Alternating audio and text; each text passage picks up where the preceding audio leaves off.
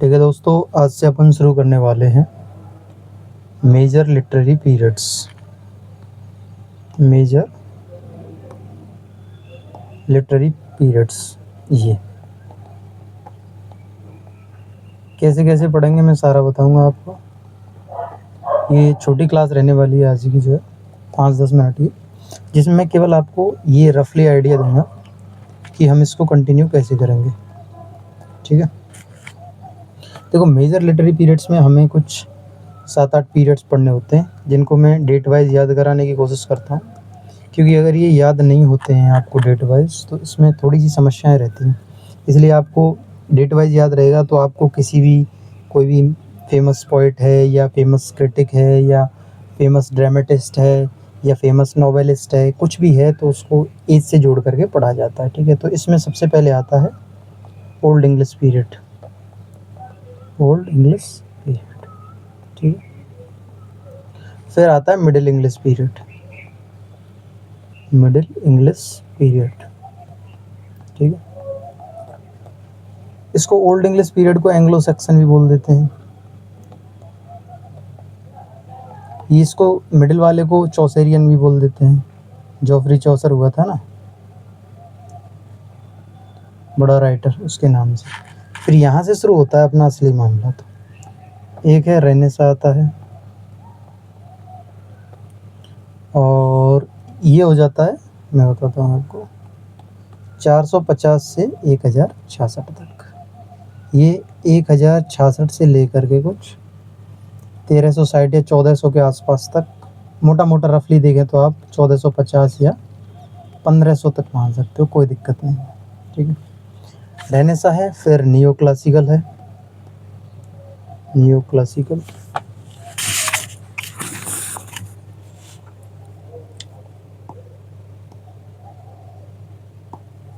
Neo classical हो गया आपका।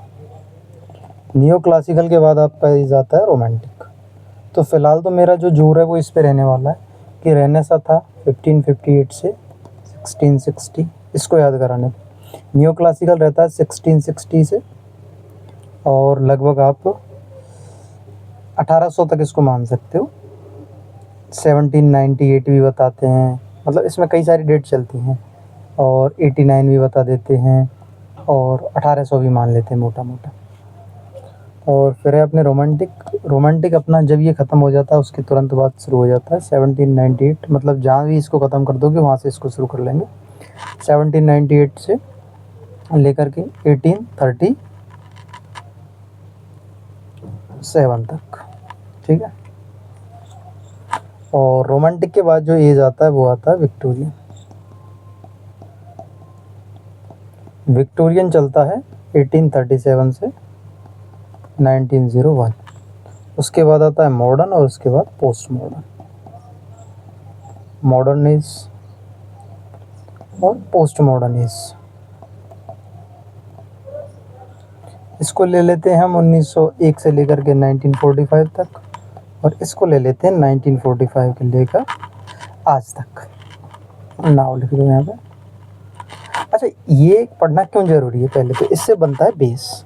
अब अपन जो भी राइटिंग या राइटर्स इंग्लिश लिटरेचर के अंदर पढ़ने वाले होंगे वो या तो इससे आएंगे ओल्ड इंग्लिश या एंग्लो सैक्सन पीरियड से, तो इससे इनको क्लासिफिकेशन करना आसान हो जाता है। फिर इससे आएंगे, इससे आएंगे, अब इनका सब क्लासिफिकेशन भी है। ये तो हो गया अपना मोटा मोटा क्लासिफिकेशन जो होता है। अब इसमें रेनेसा को भी बांटा गया है, न्यू क्लासिकल को भी बांटा गया है, और इसको विक्टोरियन को भी बांट देते हैं। तो इस तरीके से इनको बांटा जाता है। अब अपन अगला क्लासिफिकेशन करते हैं, एक बार को देख लेते हैं। देखो, दोबारा से बता देता हूँ। ओल्ड इंग्लिश पीरियड कब से कब तक था? 450 से 1066 था। और उसके बाद मिडिल वाला आता है। मिडिल वाला कब से कब तक था? 1066 से, और ये 1400 तक मान लो। ठीक है, फिर रेनेसा अपने आ जाता है। रेनेसा को आप मान लो 1500 से लेकर के और 1660 तक। ठीक है, उसके बाद रेनेसा के बाद कौन सा आया था? New classical. न्यू क्लासिकल, तो न्यू क्लासिकल कब से कब तक था? 1660 से 1789 या 98। ठीक है, और न्यू क्लासिकल के बाद आ जाता है आपका 85 भी मान लेते हैं इसको। इसमें कई सारी डेट है, सबका रीजन बताऊंगा। 85 क्यों मान रहे हैं, 98 क्यों मान रहे हैं, 89 क्यों मान रहे हैं। और उसके बाद अपना रोमांटिक आ जाता है। और जब से इसको ख़त्म करोगे, चाहे आप 1785 पे कर रहे हो, चाहे 89 पे कर रहे हो, चाहे 98 पे कर रहे हो, उससे लेकर के और 1837 तक ये हो जाएगा। फिर विक्टोरियन जो आएगा रोमांटिक के बाद, विक्टोरियन में क्या होता है, ये 1837 से 1901 हो गया। और ये उसके बाद मॉडर्न आ जाओ आप, मॉडर्न में 1901 से 1945 हो गया। और पोस्ट मॉडर्न हो गया उसके बाद। तो पोस्ट मॉडर्न कब से कब तक हो गया, ये हो गया 1945 से लेकर के अब तक ना। ठीक है, तो ये याद होना ही चाहिए अगर आपको इंग्लिश लिटरेचर को मजबूत करना है, इंग्लिश लिटरेचर के स्टूडेंट हो, कोई एग्ज़ाम देना चाहते हो या आगे नेट सेट JRF जो कुछ भी आप करना चाहते हो, उसके लिए मस्त है, ये बेसिक्स है बिल्कुल। ठीक है, अब इसमें क्या होता है मैं बताऊँ, इसमें डिफरेंट क्या है, मूवमेंट्स चलते हैं। मूवमेंट्स होता है ना, किसी टाइम पे किसी चीज़ का ट्रेंड होता है, जैसे किसी टाइम पे जो है टिकटॉक का ट्रेंड था, फिर टिकटॉक चले गए अपने, और फिर इंस्टा आ गया, और फिर रील बनाने के खूब सारे ऐप चल रहे हैं, यूट्यूब भी शॉर्ट्स ले आया है। तो ये किसी किसी चीज़ का ट्रेंड चलता है, उसी हिसाब से ये मूवमेंट्स आते हैं अपने। इनमें क्या होता है, एक मतलब पर्टिकुलर विचार जो होता है ना, क्रांतिकारी टाइप, ज़रूरी नहीं है क्रांति ही हो। एक तो इनको इसलिए भी बांटा गया है क्योंकि ये लगभग सारे लोग हैं एक जैसी थीम कैरी करते हैं, मतलब सारे नहीं, जैसे रेनेसा के टाइम के जो भी हैं, जो भी अपने मेजर राइटर्स हैं, वो लगभग सेम थॉट प्रोसेस रहता है उनका, वैसा ही वो लिखते हैं। न्यू क्लासिकल वाले रेनेसा से डिफरेंट लिखेंगे थोड़ा सा, लेकिन जो न्यू क्लासिकल के उस टाइम के हैं वो लगभग सेम लिखते हैं। तो ये जो पर्टिकुलर जैसे रोमांटिक है, तो रोमांटिक वाले रोमांटिक जैसी बातों को लिखेंगे। इसमें भी बताऊंगा मैं रोमांटिक में कौन कौन आते हैं, सारे ही बताने वाला हूँ मैं तो ये हो गया अपना बेसिक्स। अब कुछ मूवमेंट्स पढ़ने को मिलते हैं हमें, वो बता देता हूँ मैं आपको। कुछ ग्रुप्स भी मिलते हैं पढ़ने के लिए, बहुत सारी चीज़ें मिलती हैं हमें। एक बार थोड़ा नाम देख लेते हैं, नाम दिमाग में रुकेगा तो उसके बारे में जानकारी भी, वो कैसी थीम फॉलो करते हैं, किस तरीके का लिखने का उनका स्टाइल है, वो सारी चीज़ें आपको याद रह जाएंगी बाद में। तो अभी मैं करता हूँ मूवमेंट्स। देखो जैसे रेनेसा के टाइम पे, रेनेसा को हम बांट लेते हैं 4 तरीके से। इसमें अपन पहला रखते हैं एलिजाबेथन, ठीक है। दूसरा रखते हैं जैकोबियन, तीसरा रखते हैं कैरोलिन, और चौथा रखते हैं प्यूरिटन, ठीक है। अब चूँकि मैं आपको पहले ही बता चुका हूँ कि जो रेनेसा है उसको हमने बांटा है 1558 से लेकर के 1660 तक। तो ये सारे मूवमेंट आने हैं उनमें, और मैंने ये क्रोनोलॉजिकली लिखे हैं। एलिजाबेथन हो जाएगा आपका 1558 से 1601, और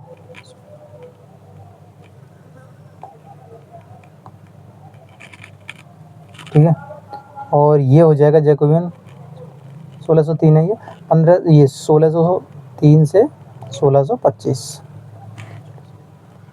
और ये 1625 इससे 1649, और ये 1649 से 1660, कुछ ऐसा रहता है इनका पूरा मामला, ठीक है। तो ये एलिजाबेथन एज की राइटर हैं। यहाँ पे जो क्वीन रही थी वो कौन रही थी, एलिजाबेथ, उसी के नाम पे सिंपली नाम रखा दिया गया है। उस टाइम पे जिसके पास भी क्राउन है, जो भी पावर में है, उसके नाम पे से इसका नाम रख दिया।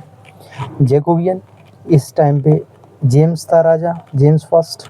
तो होता क्या है, ये जेम्स है, इसको लैटिन में बोलते हैं जैकब, तो उसी चक्कर में इसको जेम्स रखते हैं, ये जैकोबियन एज हो गया। ऐसे ही कैरोल के टाइम पे ये चार्ल्स था, और प्यूरिटन के टाइम पे कोई राजा था नहीं, एक आदमी था जिसका नाम है ओलिवर क्रॉमवेल। इनकी कहानियाँ जब बताऊंगा ना आपको बहुत मज़ा आने वाला है, एक से एक सुपर कहानियाँ हैं, मतलब आप लिटरेचर में पूरे तरीके से डूब जाओगे जब मैं ओलिवर क्रॉमवेल के बारे में बताऊंगा, चार्ल्स के बारे में बताऊंगा, एलिजाबेथ के बारे में बताऊंगा। और फिर इस टाइम के राइटर जैसे एलिजाबेथन एज में बेन जॉनसन है, और आपके विलियम शेक्सपियर है, तो सारे उन राइटर्स की भी बात अपन करते चलेंगे उसी दौरान, ठीक है। तो ये मैंने इनको याद कराने की कोशिश की है। फ़िलहाल मेरा जो पूरा जोर है वो इस पे है, आपको टाइम याद रहना चाहिए। जैसे रेनेसा था 1558 से लेकर के 1660 तक, उसको हमने फिर उसके सब क्लासिफिकेशन किए हैं, एलिजाबेथन में, जैकोबियन में, कैरोलिन में, प्यूरिटन में, इस तरीके से, ठीक है। देखो सिंपली समझते चलो, पहले ऐसा था मामला पूरा, फिर मैंने इसको रेनेसा को तोड़ दिया केवल, ठीक है। अब अपन चलते हैं न्यू क्लासिकल की तरफ। दूसरा मैंने बताया था न्यू क्लासिकल। तो न्यू क्लासिकल में क्या क्या भैया, इसमें 3 तरीके करते हैं, आप इसको RAS से याद रख सकते हो। RAS से कैसे याद रखोगे कि पहला तो जो है रेस्टोरेशन इज, ठीक है। रेस्टोरेशन मतलब मोनार्की दोबारा से एस्टेब्लिश हुई थी। हुआ क्या था, ये जो ओलिवर क्रॉमवेल है ना, बड़ा खतरनाक आदमी था। इंग्लैंड में हो गया था सिविल वॉर 1642 के आसपास। देखो वही डेट्स आ रही हैं ना, 1649 से 1660। तो 1642 में सिविल वॉर हो गया था। इसने क्या करा था, 1649 आते आते इस जो राजा चार्ल्स है, इसको यहाँ से हटा दिया गया, गद्दी से हटा दिया गया और फांसी पे लटका दिया गया। इसकी जो पत्नी थी वो अपने बेटे को लेकर के फ्रांस चली गई इंग्लैंड से, ठीक है। तो यहाँ पे सिविल वॉर चल रहा था जो है। सिविल वॉर का कारण क्या था, ये था, ये ओलिवर क्रॉमवेल क्यों करवा रहा था। वहाँ पे दो धर्मों की लड़ाई थी, वो भी मैं बताऊंगा डिटेल में जब चर्चा करेंगे। अभी एक बार अपन ये डेट्स याद रखने की कोशिश करते हैं, ठीक है। तो सिविल वॉर हो रहा था, इसको भगा दिया गया था, इसका बेटा वापस से आता है तो वो रेस्टोरेशन एज कहलाता है, ठीक है। रेस्टोरेशन के बाद अगला एज है ऑगस्टन, और ऑगस्टन के बाद अगला एज है सेंसिबिलिटी, ठीक है। ये मैंने बता दिया आपको। रेस्टोरेशन में जो बड़ा राइटर है वो हुआ है, देखो अगस्टन। ऑगस्टन से आप याद रखोगे, अगस्त में अपने आती है 15 अगस्त इंडिपेंडेंस डे, और उसमें पपैया बजाते हैं अपन। पपैया बजाते हैं कि नहीं बजाते हैं बताओ। पपैया मतलब वो विसिल बजती हैं, बच्चों को परेड करवाए जाते हैं, लेफ्ट राइट जो भी मामला चलता है। तो इससे आप रखोगे पोप का नाम याद, और पोप का नाम क्या है, अलेक्जेंडर पोप, ठीक है।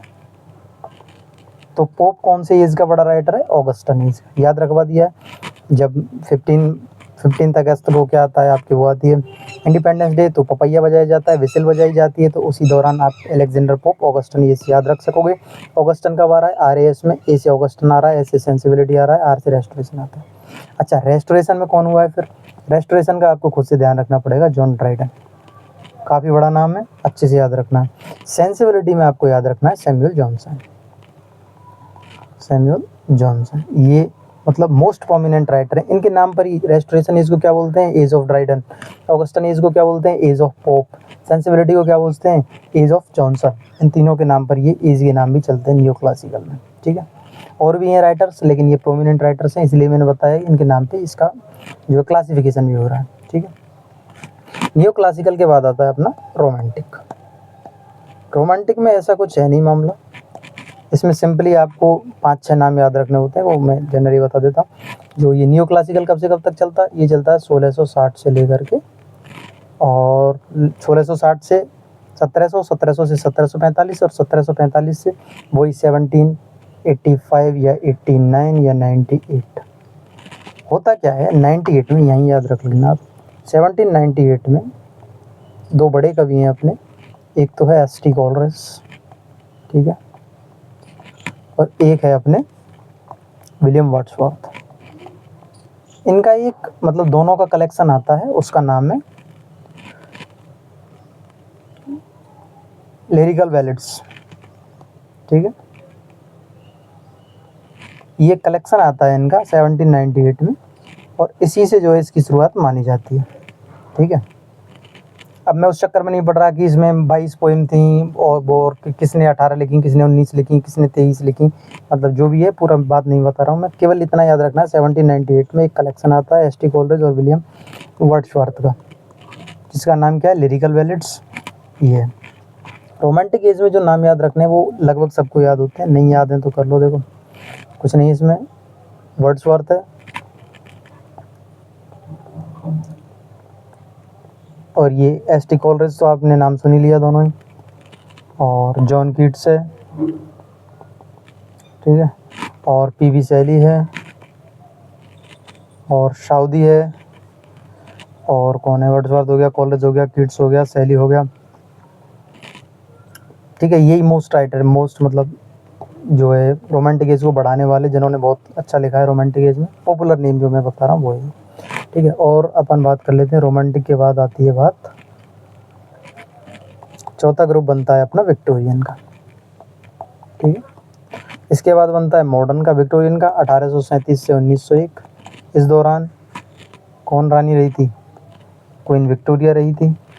इसको तो आप उससे भी जोड़ के पढ़ सकते हो कि जब इंडिया में रिवॉल्यूशन ऑफ 1857 हुआ था, याद है कि नहीं है, रिवॉल्यूशन ऑफ 1857 हुआ था, तो उस टाइम पे क्वीन कौन थी, क्वीन विक्टोरिया ही थी, देख लो 1837 से 1901 रह रही है, ठीक है।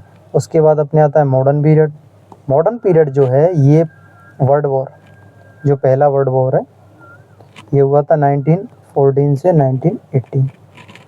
मॉडर्न पीरियड में तो फर्स्ट वर्ल्ड वॉर है, और पोस्ट मॉडर्न में ये आपके